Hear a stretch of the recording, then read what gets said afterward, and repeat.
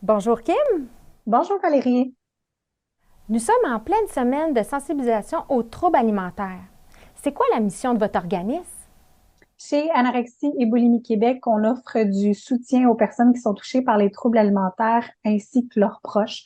On offre plusieurs services qui sont disponibles de façon confidentielle, anonyme et surtout gratuit à travers la province de Québec.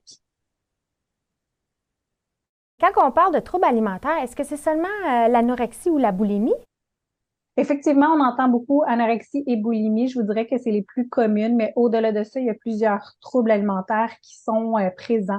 Je pense entre autres à l'accès hyperphagique, à l'orthorexie, à la bigorexie. Au-delà de ça, il y en a encore d'autres. Donc, c'est beaucoup plus complexe là, que ça en a l'air. Ça serait quoi la tranche d'âge la plus touchée? Malheureusement, il y a beaucoup de tranches d'âge qui sont touchées, autant au niveau des hommes que des femmes. Je vous dirais que la tranche d'âge qui est peut-être plus touchée entre 16 ans et 25 ans, mais au-delà de ça, comme je mentionnais, ça peut toucher tout le monde. OK. Avez-vous remarqué une hausse de troubles alimentaires dans les dernières années? Effectivement, la pandémie, malheureusement, a amené vraiment une hausse des cas de troubles alimentaires. Nos services ont été très, très sollicités durant cette période-là. Puis encore aujourd'hui, on note notamment qu'il y a entre 60 et 100 d'augmentation de troubles alimentaires chez les jeunes depuis la pandémie, ce qui est énorme. OK. Mais c'est quoi qui pousse une personne à développer un trouble alimentaire? Il y a plusieurs facteurs qui peuvent rentrer en compte. On pense toujours aux facteurs prédisposants, des facteurs précipitants aussi. Ça peut être des facteurs familiaux. Ça peut être aussi à la suite d'un décès, d'une perte, d'une rupture. Donc, c'est assez complet. Souvent, on parle de troubles alimentaires, puis le problème, malheureusement, c'est pas ce qu'il y a dans l'assiette, mais c'est beaucoup plus complexe. On oublie que les troubles alimentaires, c'est un problème de santé mentale. Donc, c'est multifactoriel. OK. Puis est-ce que ça a des conséquences sur les gens à long terme? Effectivement, à long terme, il peut avoir des conséquences. Ça peut être autant physique que psychologique.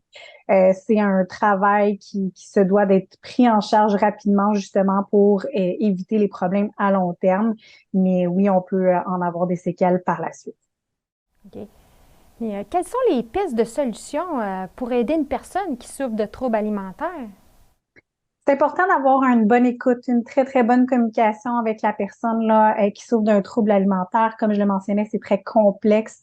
Donc, de s'assurer d'être là, de tenter le mieux possible de briser l'isolement d'une personne souffrant d'un trouble alimentaire parce que c'est souvent là, une personne va se mettre de retrait, va éviter là, les rassemblements familiaux entourant les portions au niveau de la nourriture. Donc, c'est tranquillement de gagner la confiance, d'être là, d'offrir une écoute active, puis de l'accompagner. C'est important aussi pour une personne qui est un proche d'une personne qui souffre d'un trouble alimentaire, d'aller chercher, d'aller s'informer aussi au niveau des ressources, au niveau des outils. Chez ANEB, c'est quelque chose qu'on offre aussi, mais c'est ça, de l'accompagner puis de l'écouter. Vous avez une ligne d'écoute à travers le Québec? Est-ce que c'est 24 heures sur 24? C'est presque 24 heures sur 24. En fait, nos services sont disponibles à compter de 8 heures le matin jusqu'à 3 heures le matin. OK, quand même. Puis ça, si on veut savoir où vous parlez ou de l'information sur ANEM, c'est où qu'on se rend? Oui, toutes nos informations sont disponibles sur anebquebec.com. Puis aussi, on a un site Internet qui est axé plus pour les adolescents. On parle de anebado.com. OK. Ben, je vous remercie beaucoup, Kim. Merci Valérie pour cette belle tribune.